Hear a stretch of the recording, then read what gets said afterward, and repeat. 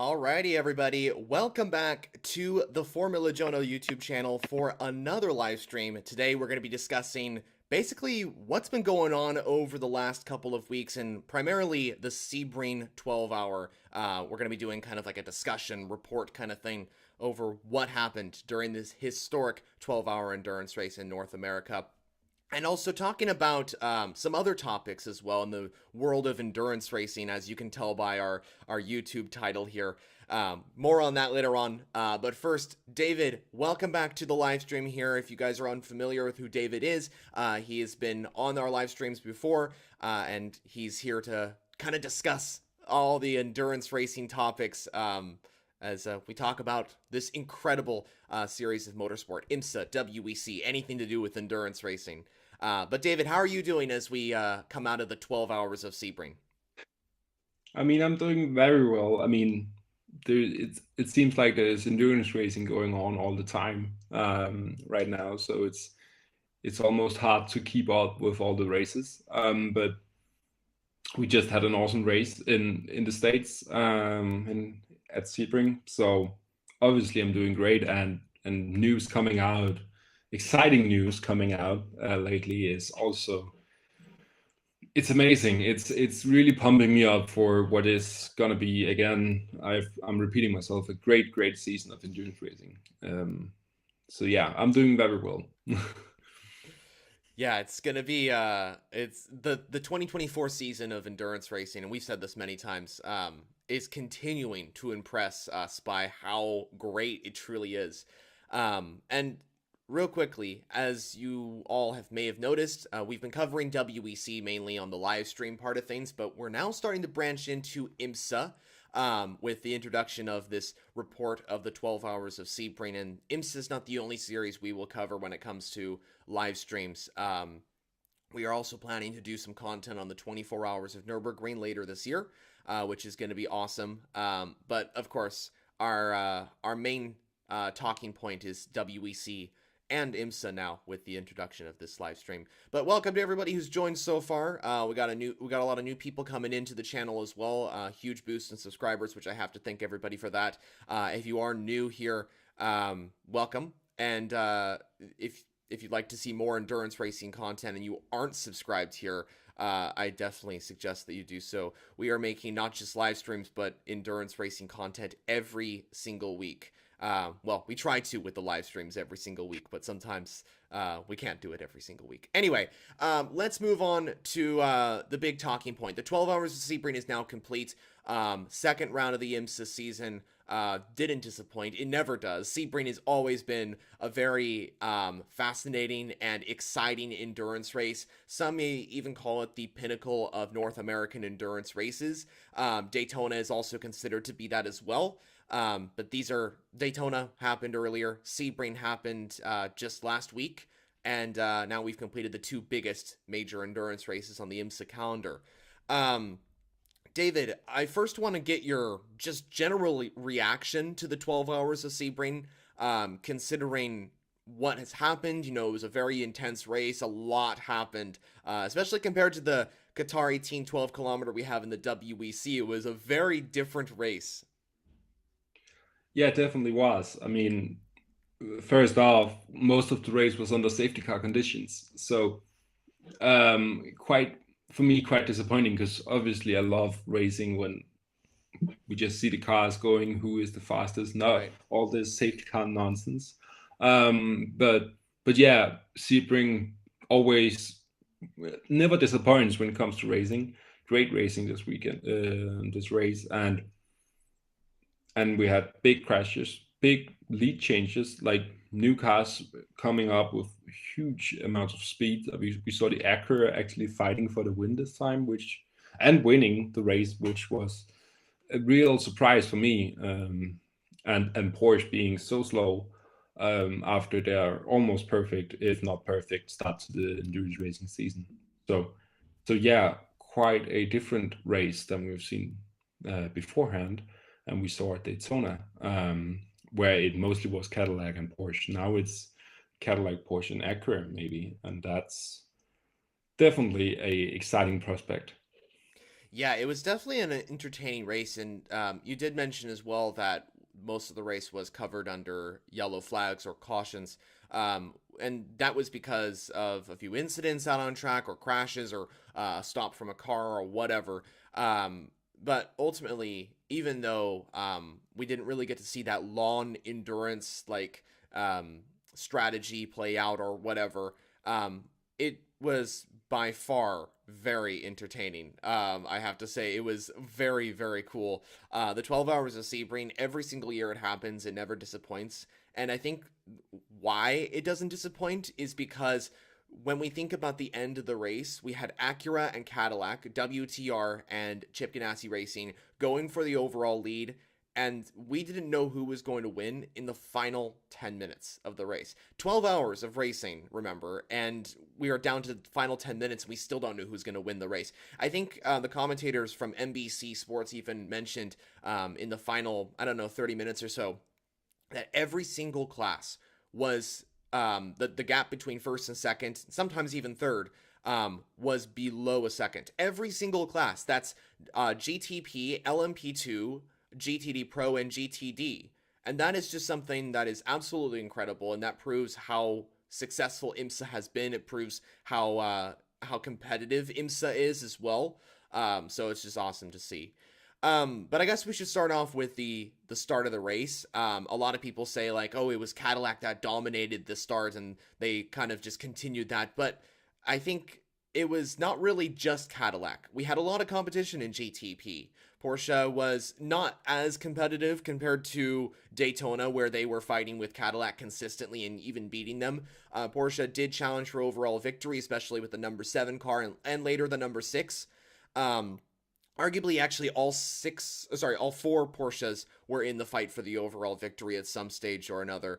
But ultimately, we could tell that Cadillac had the advantage. And not just Cadillac and Porsche were fighting for the overall victory. And David, you mentioned this as well. Acura were kind of in that fight as well. If it wasn't for the disqualification for the number 10 Acura, that car would have been on pole position. It actually was disqualified from its previous time set in qualifying, which sent it to the back of the grid. But Acura had the pace. That could be down to the track. That could be down to the BOP. That could be down to a lot of things. And I have to say it one more time, but it wasn't just Acura, Cadillac, and Porsche, but BMW was also quite competitive as well. There was a time when the M Hybrid V8s were in the lead of the race. They led the safety car, and it wasn't like last year. You know, last year those BMWs clearly didn't have the pace. They had a lot less testing time compared to the other 3 manufacturers, and there was a very big difference compared to Sebring last year and Sebring this year. And while BMW did secure P2 in the race last year, that was down to the crazy chaos at the end of the event where all the GTP contenders, the top 3 in the race, were out. So I wouldn't really call that a more successful result compared to 2024. But overall, GTP super competitive, especially between the top 4 manufacturers. But ultimately, at the end of the day, we could say that Cadillac had the advantage. Yeah, as you said, I mean, Cadillac for this season of IMSA at least seems like the car to beat. I mean, they have been fast. They were fast at Daytona. They were fast at Sebring. They seem like a very well-oiled team, and that car sounds amazing and drives amazingly. So I'm not surprised that they're once again fighting for the victory. What almost seems to be a reoccurring thing for BMW is that slow start to the season. I mean, they weren't that fast at Daytona, just like last year. I mean, they were better than last year, but again, one of the slower teams. In WEC, we saw the same thing, slow towards the midfield pack, but definitely not up there with some of the other manufacturers that you could expect them to beat. I mean, they were fighting an Alpine team that is completely new to hypercar racing. So I feel like that BMW is almost this at the start of the season. They need to get back into racing. They need to heat up again, where the other teams are just going right from the off. But it's one of those teams you can't sleep on, because when they are like up there in temps, they really are fast. So I really, I hope for more for BMW. I hope for more from Porsche as well. But yeah, Cadillac and Acura are fighting it out. And honestly, yeah, as you said, Porsche again dominating like most of the class, because there's so many of them. So, but awesome to see like cars racing like 5 seconds apart, 1 to 8 or something. It was crazy close throughout the whole race. Yeah, super close. IMSA GTP class is always providing incredible racing. BMW, we hope to see them fighting for overall victory consistently. They're in the fight, but they're just a little bit off compared to the other three manufacturers, I believe. But we have to say it is a very different start and a better start for Team RLL, who runs the BMW entries in IMSA. Compared to last year. Last year, they were very slow compared to the other three manufacturers. Daytona was a perfect example of that, where the cars were just super behind on pace.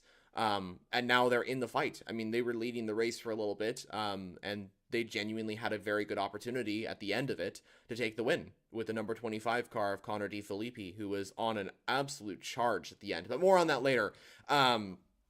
We have to talk about that start, and we have to talk about the crazy incident where a Ferrari went across the track and somehow didn't hit another car. This was, of course, in the GT class, the GTD Pro class. This is on the GT start of the race. This was the Risi Competizione number 62 Ferrari that I believe made contact with one of the Mustangs.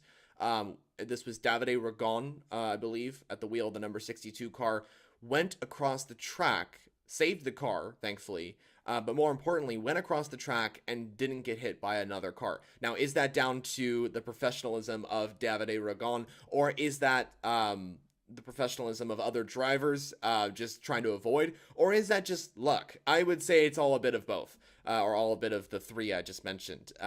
But at the end of the day, I cannot believe that Ferrari did not hit another one of those cars and weaved its way through, luckily escaping a massive crash at the start if it made contact with another car.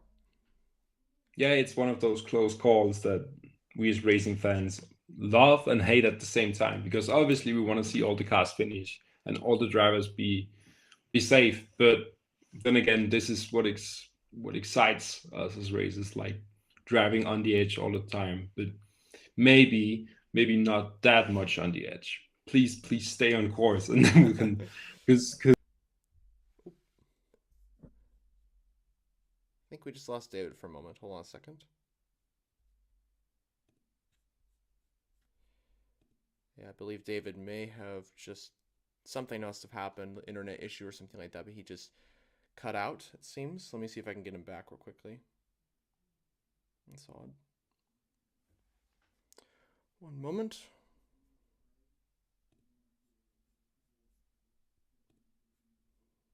Must be some sort of internet issue or something like that. Let me see if he can rejoin him and I give him a text. Just gonna wait a moment. Sorry for the technical issues, everybody. Just give me one moment as I try and get David back in. Oh, there he is. Okay. David, are you back? Yeah, I'm back. Okay, back. I think we lost you for just a moment, but you're back. Yeah. The great Wi-Fi here in Denmark is amazing. So, yeah. Anyway. Well, where did you lose me? Yeah, cars staying on track. Yes. So of course we also saw like a huge crash later on, and we saw problems in the pit lane even. So Sebring, again, one of those races where people just can't stay on track, and that's also what is so lovely about this race. Is it's so much on edge. Like the track is obviously very bumpy, and has been named one of those test races for Le Mans, because if you can survive 12 hours at Sebring, you can survive 24 hours at Le Mans. So yeah, a very important race also to see what we can expect from Le Mans this year. And so far, if Cadillac and Porsche are racing, Cadillac seems to be the faster car. But let's see. Well, that's a great point to mention and a great transition point as well. We have that thought of Sebring being that testing race, and you mentioned if somebody can survive Sebring, or team or manufacturer can survive Sebring, it's a great test for Le Mans, which is coming up, and that's exactly what Lamborghini had in mind when they came into this, and that's a great transition, I guess, into the Lamborghini SC63, which made its IMSA debut. Finally, we get to see that car out on track. Of course, it didn't race at Daytona. They didn't have the ability to race there. They came here at Sebring into the second round. And this was all about a learning race for Lamborghini. This was all about getting that car to finish the event. And, I mean, spoiler alert, in case anybody hasn't seen it, they did. And they finished actually in a position that was not too bad for a starting manufacturer. Remember, Lamborghini, compared to the other four manufacturers, they have not had the same amount of testing with that car. And besides that fact, Lamborghini has never done prototype hybrid endurance racing before. In terms of racing, they've mainly done the GT part of it when it comes to endurance racing. So to see them in the top class is very, well, when they signed, it was very unexpected.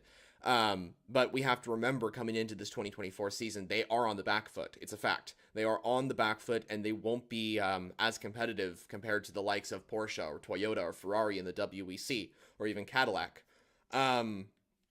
So heading into this race, we knew it was a learning race for the Iron Lynx team and for Lamborghini. And their focus, their sole purpose, wasn't to fight for overall victory. It was for them to survive the race and gain a lot of data for the 24 Hours of Le Mans. When they take that precise car to the Circuit de la Sarthe with that precise driver lineup to field the number 19 SC63. Yeah. I mean, learning race, like we saw in the Qatar race as well, just about getting as many laps under the belt as possible. Right. Racing laps for that, because testing is one thing, racing is a different thing. We've heard this many times. Oh, I think we just lost David again. Hold on a second. He was in the middle of just talking about testing and all that sort of thing, and we just lost him again. Hopefully that doesn't happen again. Hopefully he can rejoin momentarily. It took him a moment just before. Give me a moment.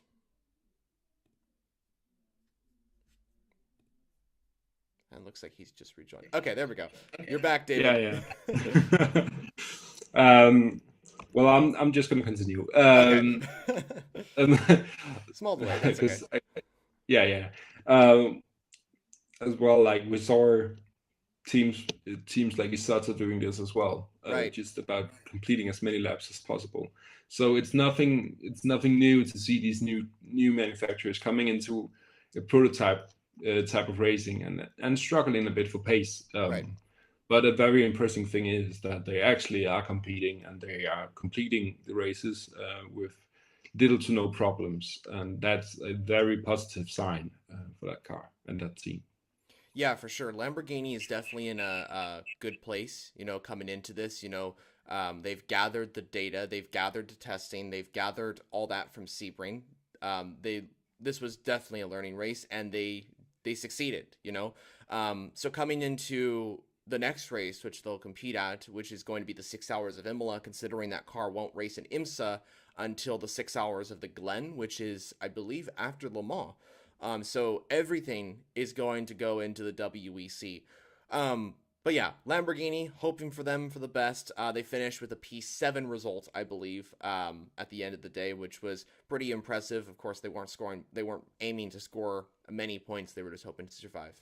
But yeah, all the best to Lamborghini and Iron Lynx as they prepare for the 24 Hours of Le Mans coming up in June, which is definitely going to be great. I want to answer a few comments now because we got a few people talking. Of course, we want to make sure we interact. We aren't just talking to you guys. We are interacting and talking. But Husky Gaming asks, did you get that FJ hat yourself? No, well, technically, yes. But I had someone made it for me, and then I got the hat. It's a one of a kind. It's the only formulajonah hat out there. And yeah, maybe it turns into something later down the line in terms of merch. Maybe I can produce some stuff. That's later down the line though. But this is the one of a kind FJ hat. Paulo says, "Hi guys, looking forward for your reports." Yeah, thank you so much for your support. First off, thank you for commenting. Thank you so much. We really appreciate all your support, as well as everybody who's watching right now and everybody on the channel. The support has been absolutely incredible, and that will continue, of course, as hoped throughout the 2024 season and beyond. Let's see. Jonah, can you advise Le Mans Ultimate official game to your viewers? Devs appreciate. Yes. So, Le Mans Ultimate, a game that we have talked before on the live streams, a game that is very, very cool. It's, of course, the official WEC and Le Mans game. Fantastic game. I am really looking forward to what it's going to achieve. It's been a huge success on the side of gaming. It has been a huge step forward in terms of endurance racing gaming as well. We're seeing the official WEC cars, the likes we've never seen before in the history. And it is like not one of those like, I don't know how cheap games or something like that. This is a lot of people that have put in time and effort to make this game possible. And they're continuing to improve the game like every step of the way. And it is truly, truly incredible. But yeah, David, you want to put some thoughts on Le Mans Ultimate before we move on? I know we are focusing on the Sebring 12-hour recap, but I know you've also expressed a lot of interest in that game. Yeah, of course, man. I've been asking for a game like Le Mans Ultimate for years. So seeing that come to reality is awesome. Hopefully, it will get developed into a bigger kind of game, because right now it's very limited. But I've heard that they are wanting to do to like update it constantly, because this is still in development. It's early access. It's not out yet, really. So we're just seeing glimpses of what a great game this is going to be. Then please, if there's devs hear this, get it on console, because there's some of us guys not having a PC and wanting to play the game as well. So yeah, we want it on console, and then everything's great. But yeah, and if people want to listen to me and Jonah talk about Le Mans Ultimate, we did it in a live stream beforehand, and you can both find that on YouTube and on Spotify now. So that's amazing. That is another great transition point as we head into a quick announcement before we continue on with our Sebring report and discussion. We have formulajonah now on Spotify. This is somewhere you can watch these type of streams, of course, audio only. This is somewhere where you can catch up on every single stream we've done so far on YouTube. It's exported to Spotify, thanks to David. And we have it all coming on Spotify as well. So just wanted to let you guys know that we're expanding in terms of everything. This is not just a YouTube content creator platform, I guess. I'm also on Instagram. We have Spotify as well now coming in, Twitter, Discord as well, the Discord Endurance Center, link in the description for that as well. And soon you can find the link to the Spotify account as well down in the description. Anyway, though, we've been kind of on this sidetracked moment for a while. We got to get back to Sebring because I think this is a good point to mention the crash. The Pipo Derani number 31 Whelen Engineering Cadillac crash. And first off, I want to mention how unfortunate it was for Pipo, because he had a 12-second gap to the number 7 Porsche, which was behind. 12 seconds! And in endurance racing, like, at that point when it's so competitive in IMSA, is actually quite very big, At Le Mans, for example, and Daytona too, it is the bigger the gap, that's normal kind of thing. But here in IMSA, with how competitive GTP is and how competitive endurance racing is here in IMSA, to have a gap that big and to lose it in that way is super unfortunate. So we have to acknowledge that. First off as well, we have to say that driver Pipo Derani is okay. If you'd like to find out a full breakdown of how the crash happened, I made a video. You can check it out on the channel here. But David, I want to get your first reaction to Pipo Derani's crash. What was your first reaction to when you saw that Cadillac upside down? I mean, initially I was quite surprised that it didn't break into multiple pieces. I saw it from in my eyes. I saw it as the I don't know if people can remember, but in 2011, the Audi i18 TDI hitting a Ferrari in at the Dunlop chicane at Le Mans and just splitting into atoms. I saw that happening, but then it seemed as though they raced in a game and hadn't turned damage on because the car was in one piece almost. Um, but of course, very disappointing because People Durrani is honestly one of the fastest drivers in IMSA right now. At least in GTP. Of course, we don't know how fast the GT drivers and LMP2 drivers would be, but I feel like that car and that team has earned a win in many hearts because they were fast at Daytona, they were fast at Sebring, but all the time something has happened and struck them right back into to not winning, and they deserve a win. So I hope they will get that first win of the season soon because they have really been up there every single time so far. Yeah, it's super unfortunate to see. Like you said, the Whelen car was very quick in Daytona, very quick in Sebring. Arguably could have won either one of those races. They definitely deserve a race victory. That Cadillac going and see. Here's the thing: when I was watching the Peacock broadcasts because I'm here in the U.S. and so they were on commercial break when it happens, and I have to say, why a commercial break when one of the craziest things happens? Typical TV, whatever. Anyway, but when the commercial ended, I was like, okay, whatever. I'm just about to go for like a quick walk around the block or something like that, just to relax before I head into the nighttime detailed analysis. And then I come back onto the screen and I see the Cadillac upside down, the car that was leading just before and having a great battle with the Porsche upside down. And my first reaction was not like, wow, okay, this happened. I was more of just like, huh, okay. I wasn't really like screaming and going like, oh my gosh. But yeah, that was, and then after a while, I was like, I can't believe this happened when I saw the replay.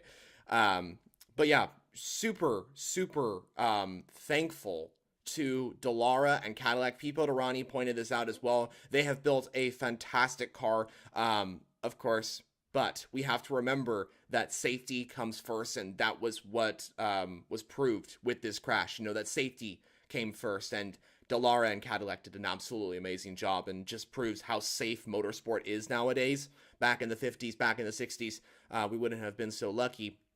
And also, got to hand it to the AMR safety crew who helped to get that Cadillac and Durrani out as soon as possible. Of course, they helped there and were right on the scene.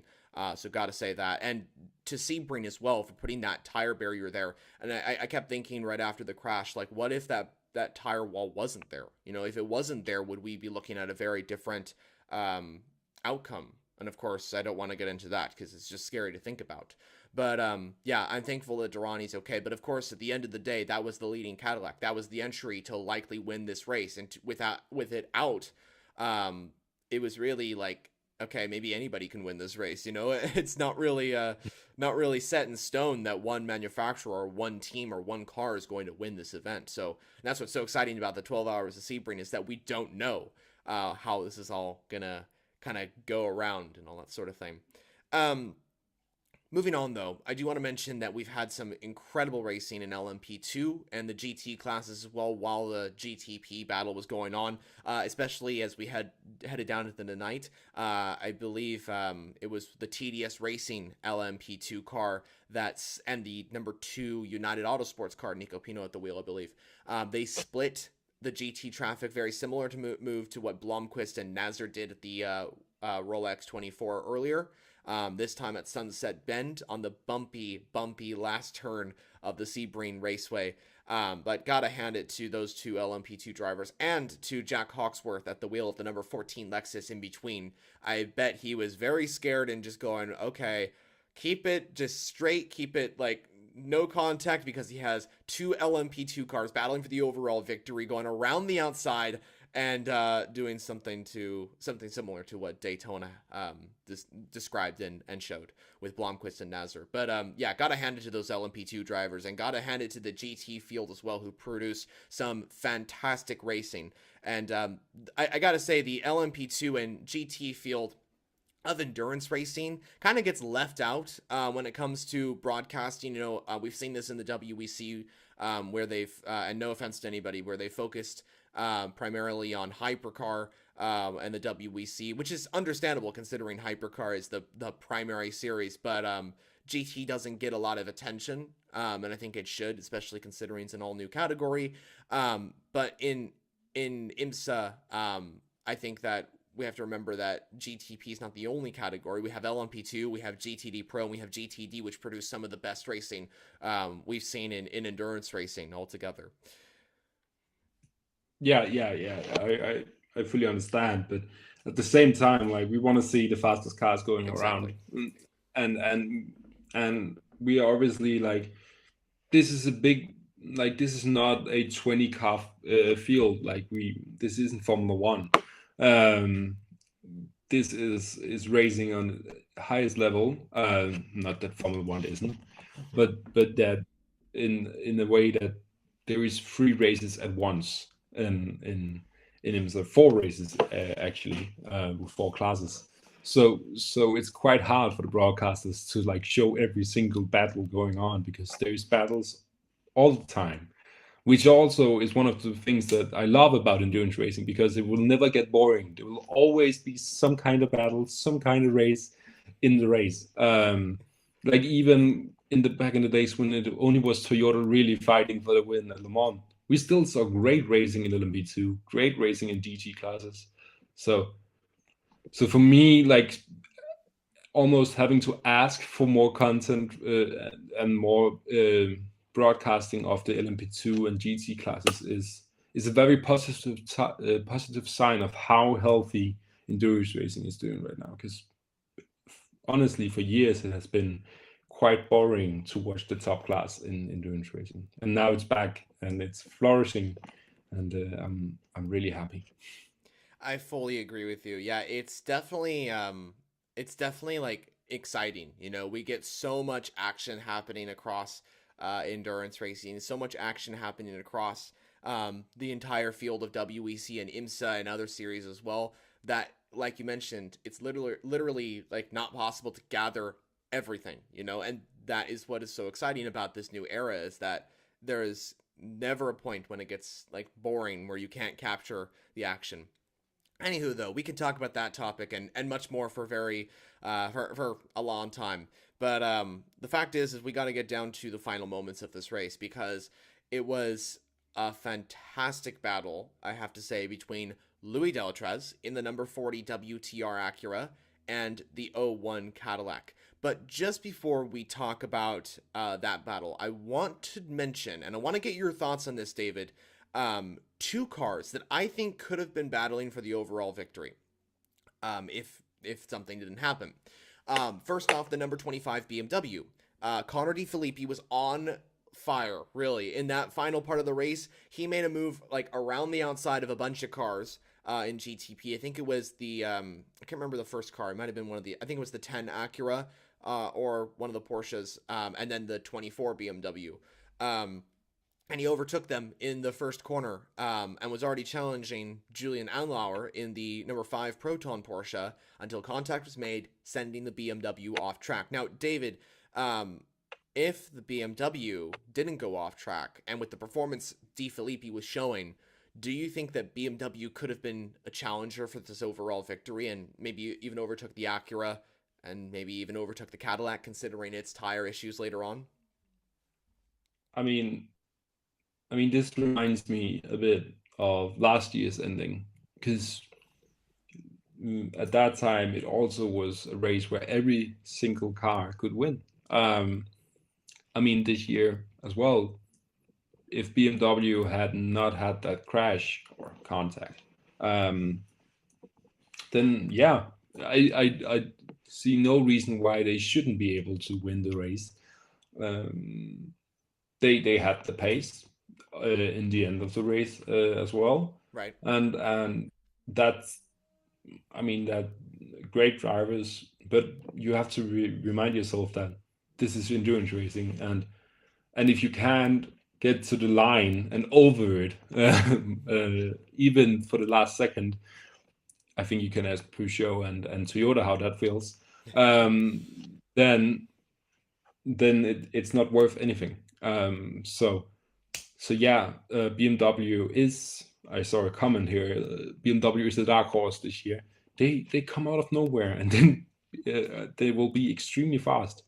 Where we see Cadillac and Porsche being more like the constantly dominating teams. Right. I think Porsche could have won this race easily as well. Um, I saw them almost ruining it a bit for themselves with contact and stuff like that, fighting too closely. Um, but yeah, like honestly, except Lamborghini, now we have seen every single car being able to win these races because they have been fast at different points of the races. Like Sebring is a very different circuit to Daytona, where at Daytona it was mainly Porsche and Cadillac, but all of a sudden Sebring, Acura, and BMW brings in the fight, comes into the fight. So just seeing these cars being stronger and weaker at different tracks, really helps me understand that this is a season where every single car can win.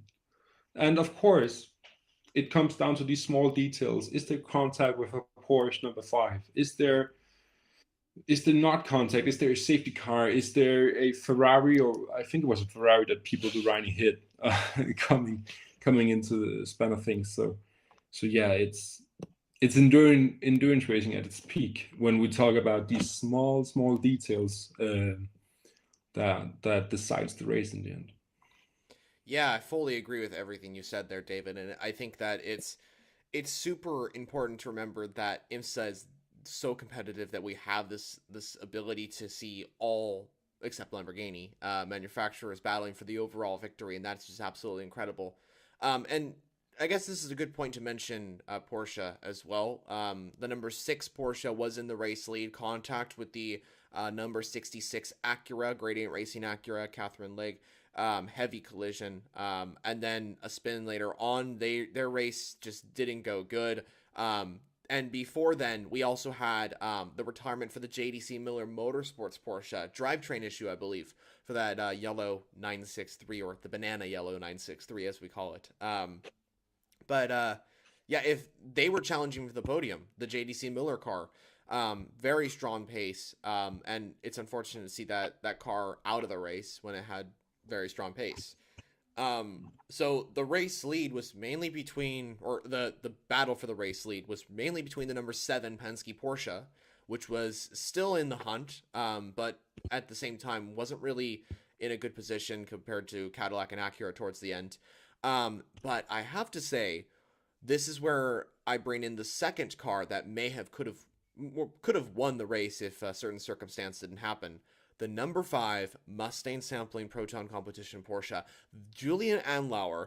What a fantastic performance he put on in that number 5 car. And the I think it was the final safety car restart, or final caution restart. He overtook the number 7 Porsche for third position on turn 1, I believe, went around the outside. Then in the same lap, same part of the track, he started to try and overtake the number 40 Acura. Super strong pace in the number 5 Porsche. That car was looking super competitive. It was on newer tires, I believe, compared to the number 7 car. But Andlauer was looking to overtake Delatraz in the 40. Contact was made, not enough space for the 5 car, and then he went off track. Now, this is something that I always wondered coming out of this race.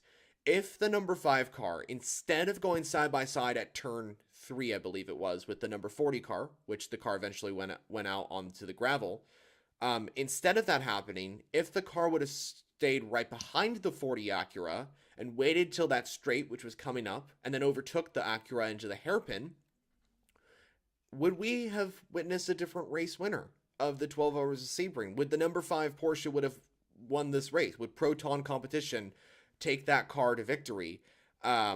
When if the crash or the contact at turn 3 didn't happen with the 40 Acura. That's the thing. I mean, again, I can only repeat myself that this is why, especially I love racing. It's all down to those last few laps of racing, and you Right. have to stay like consistently fast, but also safe on track. I mean, endurance racing appeals to me because there is this element of luck into it as well. Like you have to. I think an Audi. The head of Audi mentioned this some time ago that you have to prepare for, especially Le Mans, for over a year. You can't just. That's a race where everything could go wrong and everything could go extremely well, but you have to prepare for every single scenario, even these small details of what could have happened in this corner, what could have happened in this corner, and what if they didn't change tires, what if they did.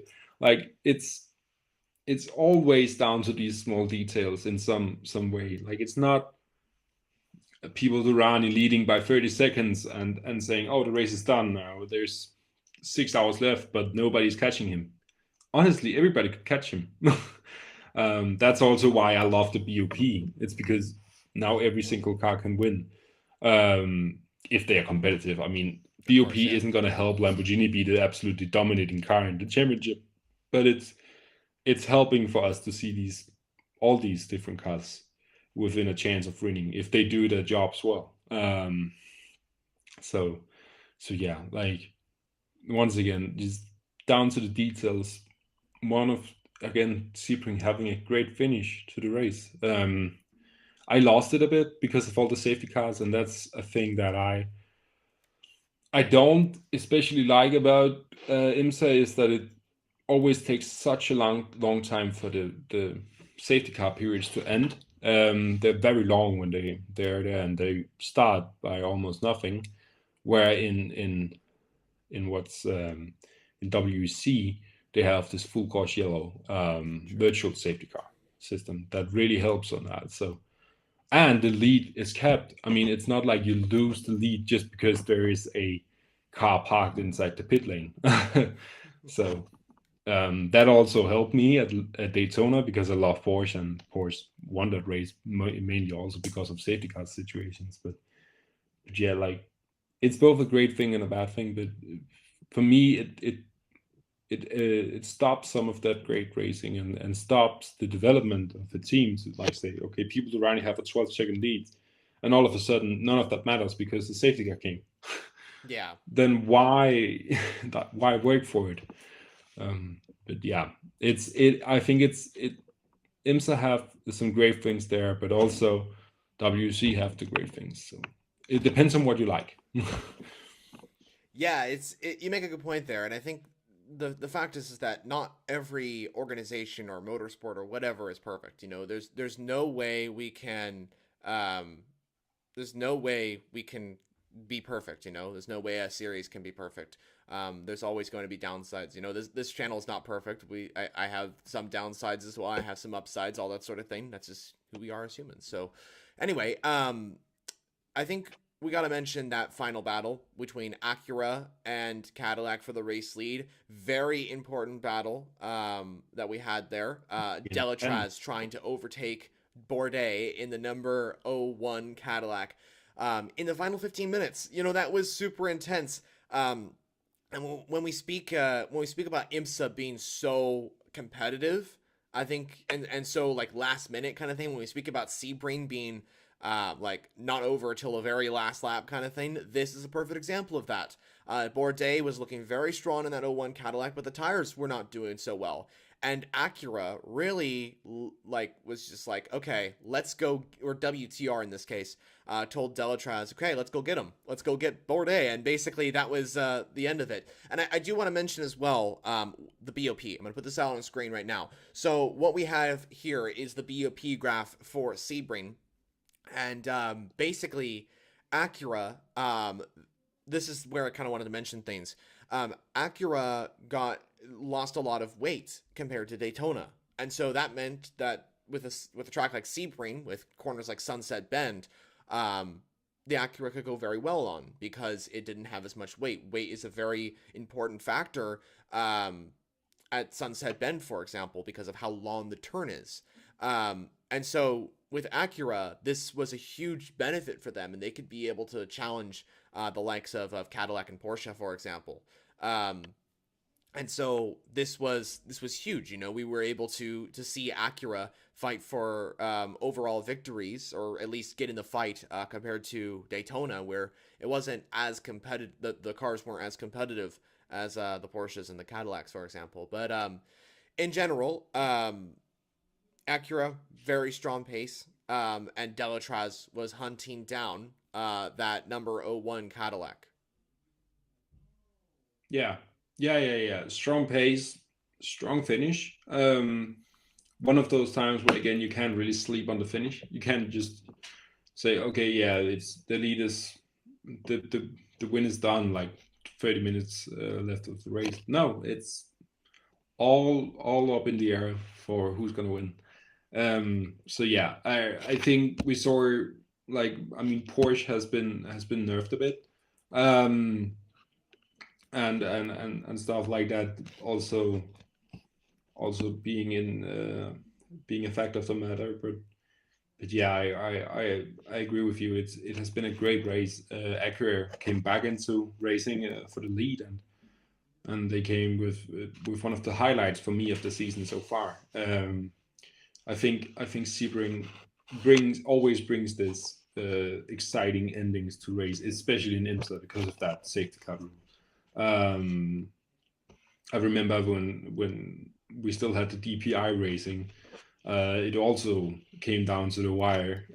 So the last 3 years of racing at Sebring has been all the way down to the wire of who's gonna win. So maybe it's just a reoccurring thing that we can't be sure that the car in the lead with 30 minutes left is going to be the car that wins the race. So yeah, great battle, very professional battle as well. They gave each other room to fight, and that's what I like to see. A clean battle where the faster driver, the faster car won. So and of course it's a new winner this year. Maybe we see, like we did last year, that one new car wins every single race. Um, that's that could be exciting, but yeah, let's see. Right now, I'm very hopeful for the future of the future IMSA races, if this is the quality that we can expect. And I got to hand it to Delatraz, who pulled off a fantastic move to the inside line of the hairpin, I believe, on Bourdais. That was the race-winning move. Very, very confident in that Acura. And remember, viewers, this is the second Wayne Taylor Racing car. This isn't the main car. The main car is the Konica Minolta Acura, that blue-nosed ARX-06. That car is the number one. It's the car that takes that's Wayne Taylor Racing's first car, and has been through the DPI era as well. So this is the second Wayne Taylor Racing car, and it beat the number one car, or the number 10 car in this case, or the first Acura. So very strong pace from the 40 car from all drivers involved. Jordan Taylor, very strong pace from him. Colton Herta as well. All three put on a spectacular show, and well deserved to them. They put off some incredible performance across the entire race. And in that final moment, Delatraz ultimately overtook the 01 Cadillac, and there was no way for Bourdais to get past. Eventually, Acura, of course, winning the event with Wayne Taylor Racing and giving WTR not just their first win in GTP, but also their first win in IMSA since the Road America event in 2022. That was quite a long ways ago, and that was, let's see here, that's 2 years, almost 2 years ago. Fantastic work from all of Wayne Taylor Racing, fully deserved. And what this does mean is that Acura are now tied on points with the number 7 Porsche, or at least the number 40 car is. And that's what we want to see in IMSA. We want to see close fighting in the championship, where two cars are tied on points. And yes, it is early doors. Sebring is just the second round of the season, but we're already seeing a close fight in the championship. And with the Cadillacs just right behind in that championship, it is just looking absolutely incredible. I'm going to get the Sebring results out on screen right now as well. So, of course, we already mentioned WTR taking the victory in GTP, but Era Motorsports, fantastic victory for them. Connor Zilic bringing the car across the line. They have had an unbelievable start to this season, as they won, of course, the Rolex 24 and now the 12 Hours of Sebring as well. And they did that with a pass from Connor Zilic at the end. So, fantastic work from Era Motorsports. And Vassar Sullivan Lexus won in GTD Pro with a move from Jack Hawksworth in the number 14 Lexus RCF GT3. And Windward Racing, we got to talk about them as well. Not just a win in GTD for the second time this year, like Era Motorsports, they took victory in Rolex and here at Sebring, but they went from the back of the grid. The very back of GTD, Windward Racing were at the very back, and they win GTD. Yes, it's a 12-hour endurance race. Yes, things happen to the other cars, but that is still pretty impressive from a team that won the Rolex 24, took pole position in this race, but then was disqualified, went to the very back, and it's like, okay, yeah, we're at the very back of the grid. We've been disqualified, but that's not going to stop us from winning this race. Yeah. Like, that was crazy. It reminds me of Lewis Hamilton at the Brazilian Grand Prix being like put at the back of the grid and just fighting his way back in front. That never giving up spirit is amazing as well. Like, we saw actually a lot of cars in qualifying not setting a lap. Porsche was one of them as well, and Iron Dames, I believe, as well. So a lot of cars not having their qualifying laps being put in. So being able to fight from the back of the grid and win GTD is impressive. And not only that, but winning the two first races of the season in IMSA, which are arguably the two most important races. Like, if you saw it like popularity, maybe Petit Le Mans at the end of the season is also up there. But yeah, like, extremely impressive. This track, which is not an easy track to overtake at, and then coming from the back of the grid and winning is very strong.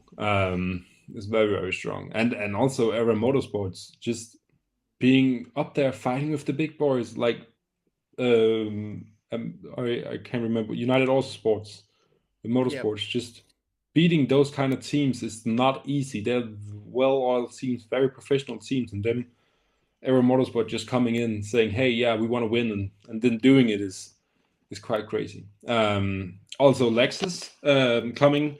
I know it's a different series, but in WEC they didn't have the best start to the season, and showing that they can win in GTD Pro is quite impressive. So, and fighting with Porsche, like we saw Rexy once again being up there fighting for the win. So yeah, I'm quite excited for the future of these classes as well. If this is the mentality that small new teams like Era Motorsports come up with, it's gonna be a time where we can't expect the normal guys to win. Yeah, Era Motorsports putting on a fantastic start to this season. And for Connor Zilic as well, I believe he's just around my age, I believe. And he's just starting his endurance racing career and has already won two of the biggest endurance races in the LMP2 class. I believe he even said in an interview that his next goal is Le Mans. If that comes around, I hope that he does win that, because that would be quite the spectacular. That's 3 Triple Crown races victorious, for Zilic. So we'll hope to see him at the top. But yeah, fantastic to see that. But yeah, Sebring didn't disappoint. Fantastic race. And yeah, absolutely incredible from both races of the IMSA season, Daytona and Sebring, of course. But I think we have to move on to 2 big news talking points. And one of them is something that we've covered already in the video forms of this channel, but it's something we should probably mention here on live streams as well, considering we are talking about IMSA today. We're talking about the 12 Hours of Sebring, and we're talking about one of the contenders. Chip Ganassi Racing and Cadillac will end their partnership. This is something that is pretty big news, I would say, in the world of teams. This changes things for the WEC and IMSA entries for 2025. You know, because Chip Ganassi Racing and Cadillac are ending their partnership at the end of 2024, which means that they will they will go their separate ways. Now, David, I know that this is something that you wanted to discuss, but give us your thoughts on this partnership ending between Chip Ganassi Racing and Cadillac, and what does this have to affect the championship for Cadillac and Chip Ganassi Racing going forward? I mean, it's obviously a big shock because their results have actually been quite impressive. I started following IMSA back in 2022. So seeing one of the leading teams leaving is quite. I can't really understand it, but at the same time, I see Cadillac and Andretti working together for Formula One. So maybe this is a move for Cadillac to bring in a new team to work with. But for Chip Ganassi's sake, it doesn't really make sense for me. At least if it's, and also Cadillac, why would they stop the partnership with a great team like Chip Ganassi? We saw them working with Ford GT at Le Mans as well, and WEC and IMSA, having great success. So this is a very risky move for both teams, both Cadillac and Chip Ganassi. So hopefully we'll see a partnership like Andretti moving in and working with Cadillac, because I would be extremely sad to see both the number 01 in IMSA, but also the number 2 car in WC leaving those championships. So, from my understanding of it all, I think this was the decision from Cadillac. They made the call to not renew their contract, Chip Ganassi's contract, which ended at the end of 2024. And Chip Ganassi Racing, we know that the performance in the IMSA series has not been super great with the GTP series. They've only taken one win at Laguna Seca. That's mainly down to the luck they've been having. But we'll see. We'll see. I don't know. It's going to be interesting. But the fact is that Cadillac is going to be having a new team take over the WEC. Now, from what I've heard, this could be many different teams that are interested. TF Sport and United Autosports are the top of the pecking order for that. In IMSA, it's believed that Action Express Racing, the team that runs the red 31 wheeling car, will take over the 01 car, or at least bring a second car. I think this is similar to what Acura did with Wayne Taylor Racing taking over the 2 cars in IMSA and not having MSR on board either. But it is kind of interesting, you know, that there was drama behind the scenes with MSR and Acura/Honda. But with Chip Ganassi Racing, I'm not really sure if there was drama or more of just a performance sake of things.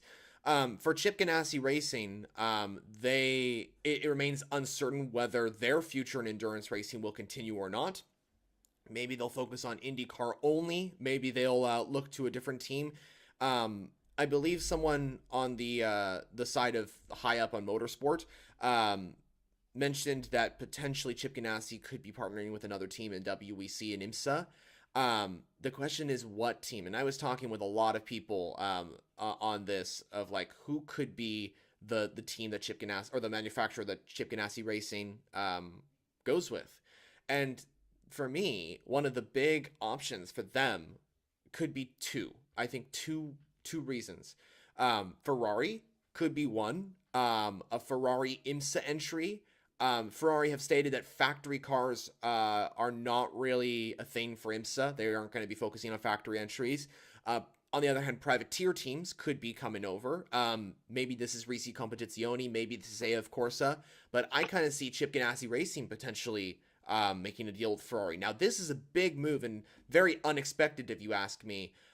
Could they run an entry in IMSA? Could they also run a second entry in the WEC? Maybe. That would be 5 Ferrari 499Ps overall. However, I don't this is more of a no, I would say, for me, but a possibility still. Another one for me could be, and this is the most likely option I see, that Chip Ganassi Racing partners with Acura slash Honda. Of course, Chip Ganassi Racing and Acura have been racing at IMSA for quite some time, so I'm sure they know each other in terms of like the management of HRC and Chip Ganassi Racing. And it's possible that maybe this could be the way that Honda slash Acura come over to the WEC. Now, we've stated this before on the channel. It's been stated before across the media that Honda seems to be focusing their attention on F1 in 2026 as an engine supplier for Aston Martin's Formula One team. And a WEC operation, at least for 2025, wasn't really on the table. But I'm thinking maybe that Chip Ganassi Racing could maybe interject this supposed plans and maybe make a deal with Honda slash Acura for a potential drive in either 2025 or 2026 for the WEC. Maybe a car in IMSA as well as a second or as a third ARX06. Although still, this one is, I don't know if this could happen, but yeah. And then as for Cadillac, we know IMSA will probably be Action Express Racing, and WEC is unknown at this point. So I'd say Chip Ganassi's future in endurance racing and Cadillac's future in terms of the team is up in the air. As for Cadillac themselves, they maintain to be committed to the WEC and IMSA in terms of their V Series R project, which I'm so thankful of because I love that car. It is absolutely an amazing vehicle. I've said this I think before on the live streams here, but when I went to Laguna Seca for the Moto Course de Monterey last year, there's a mountain in between the track and this other point where the corkscrew is. That's where I was. And the only car I could hear over the mountain was the Cadillac V Series R because it was so loud. It was that loud that I could hear it over the mountain. The only other car that I've been able to hear over that mountain or over that hill is the Ferrari 2004 F1 car. And that thing is very loud. So, yeah, interesting to see. But anyway, that's Cadillac and Chip Ganassi. They are parting ways at the end of 2024. Their futures in terms of Cadillac's team and Chip Ganassi's future is unknown at this point, and we will definitely see how that all works out. But David, do you have any further comments on that? Yeah, because yeah, it's nothing new to see Chip Ganassi like pull out of a great partnership with a huge manufacturer. We saw with Porsche. No, not Porsche, Ford, in right. in the GT class. So it's actually not like when I saw it, it made sense in my head, but not logically in terms of racing. I see Andretti being the team to go for Cadillac because they already have talked about making a partnership, not in endurance racing, but in Formula One. So and Andretti, of course, want to join Formula One, but they have been rejected so many times now that maybe it's their way to like also go into endurance racing more. I know they already work together with Wayne Taylor Racing, so seeing that could be an opportunity. Maya Shank Racing could be an opportunity to come back into IMSA after them not working out with like Acura and Honda. So yeah, there is some opportunities there. But yeah, as you mentioned, it's an interesting future to see what is going to happen with these two huge names. But yeah, we'll definitely follow it, and when something happens, we'll talk about it. For sure. And David and I were just talking about this earlier, that if any big news comes out, like a manufacturer announces a project in hypercar or something big comes out, we'll jump straight into the live stream here and just talk about it. We will do that when something huge comes out. So you can be sure that we will cover it. And of course, when any big news happens, of course, there'll be a video on it as well. Before we move into our next and basically final topic, which is pretty big news. It was announced today. We'll talk about that in just a moment. Sean asked in the comments section, any thoughts about the Ford Performance Team and their Mustang GT3 entry? So far, pretty disappointing. Um, Gotta be honest, the reliability hasn't been there. The pace hasn't been there. So like one of the main factors for me seeing a new car is that they finish the races, and they haven't been able to do that with consistency, and haven't had a problem-free run yet, and that's not a good sign. So quite disappointing. Quite worried that this is going to be a failure and they're just going to have it for a few years and then stop the project. But hopefully it will get better. Of course, I would actually love to see Ford. I also saw that as a comment. Join Hypercar GTP. Now we see Ferrari. Maybe a good old battle between the two giants. It could be amazing. But yeah, I've been quite disappointed in that car, and honestly, the racing has not been good for them. Well, for the WEC, we've seen one race in Ford Proton competition. That's a brand new track, Qatar, and brand new car, to the WEC with the BOP. They were hit heavily with the BOP in WEC. So I'm hoping that they have a better race at Imola. But I think we won't really, in terms of the WEC competition, I don't think we'll really see that Ford being super competitive until we get to Le Mans, Sao Paulo, and then Coda, where I think that car will go a lot better. Sebring, that is, I think we saw Ford a little bit more competitive with the Multimatic entries, and the Proton entry wasn't too bad. Of course, it didn't really end well for them with, I believe, a retirement of the car, or at least a stop at the end. But yeah, the Ford Mustang GT3s, as David says, it's not really been a perfect start to the year, for the car. But then again, this is their first ever year in IMSA. This is the only brand new manufacturer, brand new car to enter. Of course, Corvette and Aston Martin have brand new, or Chevrolet and Aston Martin have brand new cars. But they've been running in IMSA before. Chevrolet did their GT car as well. And then of course Aston Martin's it's just an Evo package of the Vantage GT3. So this is Ford stepping in for the first time in a very long time to IMSA. I think they haven't participated since 2019, I believe, in the GTLM category. I could be wrong there. Yeah, And then no, it's true. okay. I just want to make sure. I'm not super great with long-term facts in the moment, but yeah, Ford. It's not been a super strong start to the season, but there is promising signs, and I think that we've seen this in GTP and Hypercar as well, where a manufacturer shows up and it's expected that brand won't be as competitive in the first couple of races. They'll take some time to adjust to things and get back to normal and fight for good results. And I think that's what we're going to see with the Ford Mustang come the rest of the season. I think we're going to see that car in IMSA being a little bit more competitive when it comes to like Laguna Seca potentially.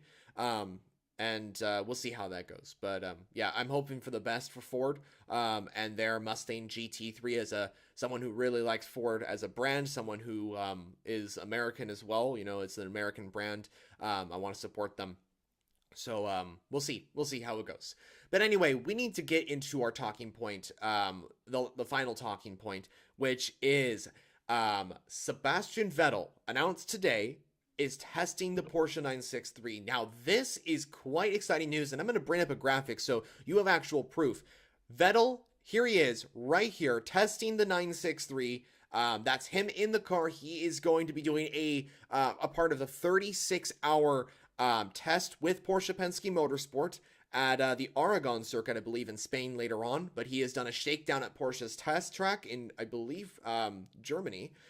Could be wrong on that. But David, as someone who really likes Porsche, I know you're a Vettel fan as well, I believe. What is your thoughts, or what are your thoughts on Vettel's performance and this announcement, that we got finally? Sebastian Vettel's not just back in motorsport. He's back in a Porsche 963. Is this the dream come true? I mean, it's second on my list. I mean, Audi coming back to WC is number one, and then Here. Vettel is right afterwards. So if we could merge those two things together, I'll be one happy Dane. But yeah, this This is awesome news. I won't get too hopeful because there is also all this drama in Formula One right now with Lewis Hamilton going to Ferrari and loads of seats being up in the air. But for a Porsche's sake, this is really great news because Sebastian Vettel is arguably one of the greatest Formula One drivers of all time, and having him in a Porsche um, is an extremely enticing prospect. But yeah, this is only testing. This is a great opportunity. We could see it happen. It reminds me a bit of Fernando Alonso joining Toyota when that talk was that, oh, it may be, but it could also just be him trying different things out. And this is a huge opportunity also for Vettel because it reminds, I think he was trying to step back a bit and be more with his family. And WEC is obviously like there's a bigger jump between the races. It's not as frequent as Formula One. So being in WEC and or maybe IMSA is a great opportunity for him as well to be still with his family, but also racing and being extremely fast. I can imagine. So yeah, I would hope that he joins Porsche, or at least, and if not, that kick Audi in the ass and say, hey, come on, we need to race in endurance racing again. But yeah, Yeah, it's definitely to be honest, it's a surprise for me. When I read the news first, when I woke up, I was like, okay, is Vettel joining? Or I was trying to figure out what was going on. Then we found out that it's just testing, of course. But could this lead towards a full-time drive or at least a Le Mans drive in the future? Maybe, maybe not. We don't know. Of course, we I believe we got a an announcement from I don't know exactly who posted it. I can't remember exactly off the top of my head, but I believe Vettel mentioned that there's no like huge plans set in stone over what could come. This test is just for Le Mans preparations, and what Vettel is doing is that he's going to be testing the car along with the other six Penske Porsche drivers. But my theory is, if that's okay, if I mention this real quickly, is that Sebastian Vettel could be driving the number 4 Porsche at Le Mans. Could this be a possibility? This would be the right time to start testing. And with him testing for Le Mans, why would he be there testing the Porsche 963? I think he could be looking at a not just helping Porsche here, but also a potential drive in the 963. Of course, Hertz Team Jota and Sebastian Vettel were rumored to have some connections back in, I believe, the end of 2023. There was a rumor going around that he was going to be one of the drivers for the once dream team of the number 12 Hertz Team Jota Porsche, which was supposed to be Button, Kubica, and Vettel, of course. I did a video on it, actually. Of course, that didn't come true. Button eventually did go to the 38 car, but Kubica went to the Ferrari 499P, and Vettel just didn't. So, is this something that kind of redoes those rumors? You know, does Vettel potentially want to drive the Porsche 963 at Le Mans? Or is this just preparation for a motorsport return in another category? yeah, that's the thing. I mean, it would not be the first time that Porsche tests with a former or current Formula One driver and brings them True. to Le Mans only. We saw it with Nico Hülkenberg, or Hülkenberg, Good old Daniel doing that Ricciardo. for, yeah, doing that with the 919, and winning the race, of course. So it wouldn't be the first time we see this. I think your theory of him joining for Le Mans could be what this starts off with. But I don't see. I mean, obviously there is, as I mentioned before, this whole drama in Formula One right now, and we had the Red Bull drama with Max Verstappen. Could he join Mercedes, and where would he go? I mean, obviously, I'm also hoping for Max Verstappen to go to endurance racing at some point. That would be something that he's already talked about as well. But seeing Vettel in Formula One is not something I could see right now. I see so many other drivers coming up. that a place for him in a top team isn't there for me. Yeah. I see his chances in endurance racing as a bit better, also for his career. And some of the things he said when he retired would not make sense for him then to go back into Formula One. It would only make sense for him to do something else closer to home. And honestly, Porsche, of course, is closer to home. And World Endurance Championship is not as frequent and it's not as mentally demanding as Formula One is. I think as well, like if Vettel and we don't know the current situation with Sebastian.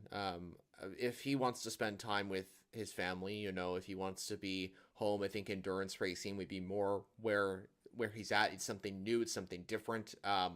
It's something that I think he could potentially try. Could potentially do it. I mean, his former teammate Mark Webber did it with Porsche back in 2014 and 15, and I believe I don't think 2016, but yeah, I think this could be an option. And I think, like you said, David, Vettel returning to Formula One, I don't know if that's a possibility right now. There is a rumor going around that he could potentially be the driver to fill in the Mercedes seat. But with Kimi Antonelli coming through through Formula One, through Formula Two, and then with Alonso potentially joining as well. But anyway, back to endurance racing. The fact is that Vettel, a Le Mans drive would make more sense to me, considering that it wouldn't be as time consuming as Formula One is. And Vettel already knows Formula One. He's already succeeded in Formula One, becoming a 4-time Formula One champion. He's one of the most successful drivers in the championship as well. And so, would he really want to join Formula One, or would he really want to try something new with Porsche, a German brand? He's a German driver, to potentially race at Le Mans. He's expressed interest, I believe, in the past. I think this is more likely an option, and with Porsche potentially, or with Porsche Penske Motorsport, not fulfilling the remaining 2 seats in the number 4 car for Le Mans. I wonder if he would potentially like to be in that number 4 Porsche alongside Mathieu Jaminet and whoever fills the 3rd seat, or this is just testing, and that nothing comes out of this. It's possible that's the case as well. Another possibility is that he does end up driving for Porsche Penske, but not this year. Maybe in 2025, maybe in 2026, because I could see him kind of taking his time here, not wanting to do Le Mans immediately, just kind of working up to it. And this also could be just a test to see how things go in case he does want to join Le Mans. So there's a lot of speculation here. There's a lot of unknowns with Formula One, with WEC. Will Vettel go either way, or will he just not do any of that? Will he just test the car? He might just want to test the car. So either way, the fact is, to see Vettel in the news of the World Endurance Championship is already just great to see. To see Vettel's name mentioned alongside Porsche, Vettel and Porsche just sounds good to me. It just sounds right. It just sounds like something that could happen, and it sounds like something that Vettel would be interested in. Yeah, definitely. And also, Vettel has been very outspoken about wanting to do something for the climate and climate change. And we obviously know that the WEC and Le Mans is working towards having a hydrogen class within the hypercar class competing. So maybe getting a foot in the door with Porsche before they work towards the hydrogen class is an opportunity for him to see like a green way of racing for the future. So obviously that's enticing, but yeah, just awesome to see former F1 drivers and former F1 world champions trying out the hypercars. But yeah, as you mentioned, a lot of young drivers coming up from Mercedes. We've seen a Danish driver called Frederik Vesti right now driving in European Le Mans Series for Cool Racing. Also a driver making his debut for Le Mans this year. Very, very enticing name as well. So yeah, there's lots of names up in the air, and there's loads of news to come about Formula One and endurance racing, because most of the time these two championships like impact each other. Like we see drivers leaving Formula One and going to either Formula E or endurance racing. So Or both. it's not. Yeah, yeah, or both. Saw Roman Grosjean joining Lamborghini now. He raced in Formula One beforehand. So it's nothing new to see Formula One drivers trying out for teams, but it's definitely news when a Formula World Champion joins. So I hope for it. I hope we'll see him in a Porsche. But let's see. No pressure. Yeah, no pressure. We'll definitely see how that goes, especially as a German racer and a German manufacturer together. I mean, that's just awesome, you know. So we'll definitely see. I think if that happens, I will 100% be in favor of that. But that's the news coming out of today. Vettel is testing the Porsche 963 with Porsche Penske Motorsport for testing for the 24 Hours of Le Mans. As of right now, it's not confirmed whether he's going to be driving at Le Mans or if this is just a test. It's been claimed that he is just testing, and there's no really a firm plan in place to race at Le Mans or the WEC. But who knows? That's all stuff behind the behind the scenes, so we don't know at this particular moment. Anywho, though, we've covered Sebring, the 12-hour endurance race. Fantastic as always. We'll be back next year for that. But now we are done with the two major endurance races for IMSA. We are finished with the Qatar 1812 kilometer. Now what? David, what do we have planned next in terms of the racing? What's the next major endurance race, I guess? I mean, we obviously have. That's my dog. We obviously have a great race coming in Italy, Imola, 6 hours of Imola. I believe also Peugeot coming with a new car for that race, with the new design. So loads of interesting things to look forward to, and obviously the content on this channel and now also on Spotify. Please go check it out on Spotify, our podcast. It's the same name as the channel, so it should be easy to find. Um, uh, and that's obviously something we're gonna cover for the next race here. But either way, loads of new content. Um, yeah, and loads of great things to look forward to. So go check it out, and we'll follow. Like, if not Jonah, then on my Instagram, you could also follow it. So yeah, just lots of great new content coming, and a new race in WEC. It seems as though they've picked it so that there is a month between the two races. So we could look forward to loads of new endurance racing, and this continued great racing and close racing for the future. Yeah, you said it well. You know, the 6 hours of Imola is coming up fast. That's the next race we're preparing for. And of course, as David mentioned, we will be covering it, of course. Hopefully we get a live stream before the event, maybe to do like a preview or something like that, of course, alongside the video. And then, of course, we'll do our recap or discussion over what happened at the 6 hours of Imola after the event. But in the meantime, we got a lot of content coming out on the YouTube channel. On the side of videos, very important video coming up, another historical one, another collaboration with another YouTuber. We're currently working on it. We're working on the final details of it. It should be coming out very soon, hopefully Sunday or Monday around that time. And it's a very, very exciting video. A lot of preparation has gone into this one, so can't wait for you guys to see. It's the next historical edition. And the last one, the Mazda DPI video, got a huge success, so almost 50,000 views, which I'm very happy for. So hopefully this one as well. But in the meantime, David, thank you so much for joining us here once again.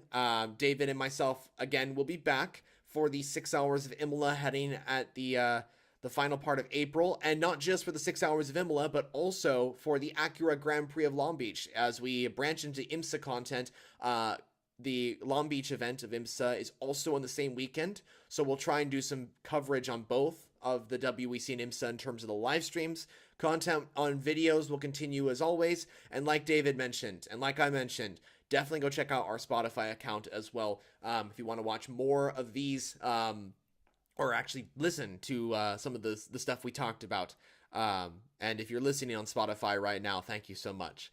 But anyway, thank you all so much for joining us. We'll be back again for more endurance racing live stream content.